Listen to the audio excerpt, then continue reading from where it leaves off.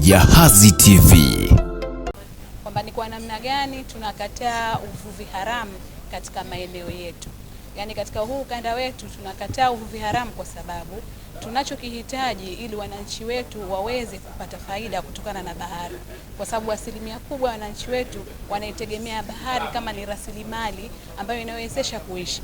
Kwa hiyo kuwepo kwao hapa maana yake tunapaza sauti ya pamoja ili kuweza kuweka mashirikiano ambayo yatawezesha sasa yale mambo mengi ambayo tunayasema kisera sasa yaweze kutekelezeka. Hilo ndio lengo kubwa la kuwepo hapa leo. Kubwa kwanza, uchumi wa bluu unasisitiza sana kutokuvua kwa kutumia vile vifaa ambavyo havihitajiki, mfano nyavu zenye matundu madogo.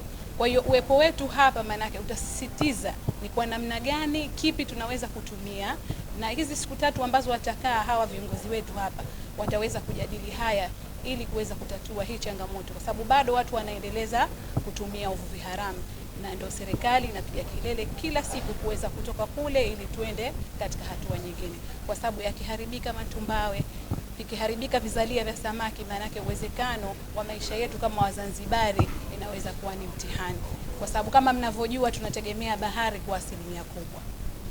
Haramu kwa sababu tayari sisi tuna boti zetu, KMKM wana boti wanafanya doria katika bahari zetu, ukizingatia kwamba kila siku wao wanafanya doria hizi. Kwa hiyo mikakati ni mengi, ikiwemo kununua meli mbalimbali ambazo zitawezesha sisi wananchi wa Zanzibar kuweza kuvua katika maji makubwa. Huu umewaleta pamoja wadau katika nchi tofauti ambazo tunashare bahari yetu, ambayo bahari ina changamoto sawa na resources sawa, tunashare kwa pamoja. Kwa mkutano huu utasaidia kukubaliana njia ambazo tutaweza kukabiliana na uharamia wa baharini, hususan wa uvuvi haramu. Na uvuvi haramu uko aina mbili, ule unaofanywa na mameli makubwa ya nje, lakini hata watu wetu pia wanafanya uvuvi haramu. Kwa hiyo ni kusema kwamba samaki watapotea Zanzibar na Kenya, na wao watakuwa wamekosa samaki na vitu kama hivyo. Kwa hiyo mkutano huu utasababisha kuwa na mipango jumuishi kwa jumuiya yetu yote Afrika Mashariki na Kati na majirani wetu. Kama nilivyosema, uvuvi haramu kwa aina mbili. Kuna ule ambao tunaojua sisi, mameli makubwa yanakuja kuiba samaki kule bahari kuu, lakini wavuvi wetu, ndugu zetu ambao wanavua kinyume cha sheria, kwa mfano wanavua samaki wachanga, huo ni uvuvi haramu. Wanavua maeneo ambayo hayatakiwi, huo ni uvuvi haramu. Au wanavua samaki ambao hawapaswi kuvuliwa, hao ni uvuvi haramu. Sasa sheria ya uvuvi ambayo tunayo sisi Zanzibar inatambua hayo yote kama ni makosa na hukumu zake zipo, lakini kama tunavyoelewa, kutekeleza sheria ndio jambo jingine. Kwa hiyo tunatumia zaidi nguvu ya elimu kuliko nguvu ya mabavu ili watu wetu waendelee. Lakini uzuri zaidi ni kwamba tayari sheria ya uvuvi ya mwaka 2010 tunaibadilisha. Wakati wote itapelekwa Baraza la Wawakilishi, tutakuwa na sheria mpya ambayo itaanzisha mamlaka ya uvuvi pamoja na uhifadhi. Sheria hii kidogo itakuwa na meno zaidi kuliko hii iliyopita, ili kuliondoa jambo hili. Uvuvi haramu huu niliotaja wa kwamba watu wanavua katika maeneo ambayo hayatakiwi na wanavua katika samaki ambao ni wadogo, si jambo la busara kutaja, kwa sababu utakuwa na wataja jamii fulani, lakini ni kwamba upo na sheria zipo na watu wengi tumeshawapeleka katika mikono ya sheria. Lakini kama nilivyosema, elimu ndio tuloiweka mbele zaidi kuliko nguvu, na tumeona maeneo mengi ambayo kuna ulinzi shirikishi, hasa katika yale maeneo ya hifadhi, uvuvi haramu umepungua kwa kiwango kikubwa.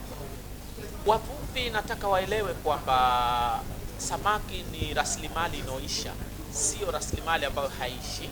Na Zanzibar kwa takwimu tunasema kwamba wavuvi wanakaribia 100,000. Kwa hiyo wavuvi hawa wana familia zao, kila mtu akiwa na watoto 5 au 7. Tunasema kwamba uvuvi unashughulikia watu zaidi ya 700,000 Zanzibar kwa kila siku. Kwa hiyo tuitunze bahari, tutunze rasilimali za bahari na tuvue katika njia endelevu, ili sisi na vizazi vijavyo tuendelee kula samaki. Kusema kwa upande wa Jahazi, hii summit tunaita summit ya uchumi tunaita summit ya sauti za buluu kwa Kiswahili, lakini Blue Voices Regional Summit kwa Kiingereza.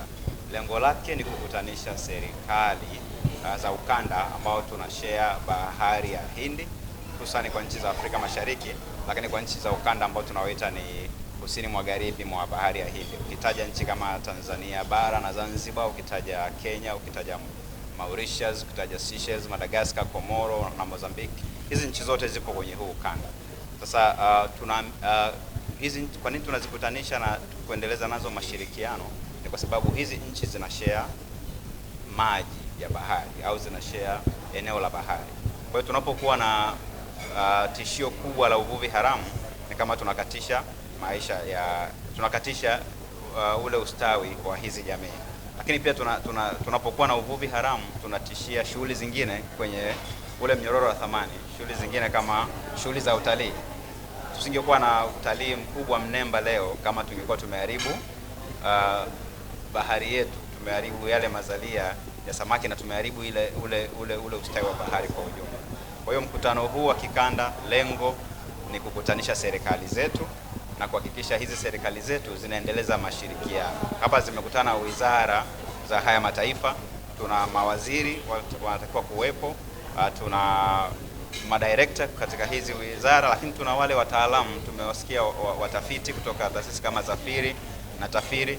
Wote ni kwa lengo la kuboresha mashirikiano. Tutakuwa na mkutano wa siku 3 kuanzia leo mpaka Jumatano, na majadiliano yatakuwa katika ngazi hiyo ya kitaalam na kisiasa na kisera, lakini pia siku ya Jumatano tutakuwa na kusaini makubaliano baina ya hizi nchi 3. Lengo kama nilivyosema awali ni kudumisha mashirikiano na kuhakikisha kwamba masuala yanayohusu bahari yetu yanalindwa kwa mashirikiano baina ya hizi nchi. Jahazi TV.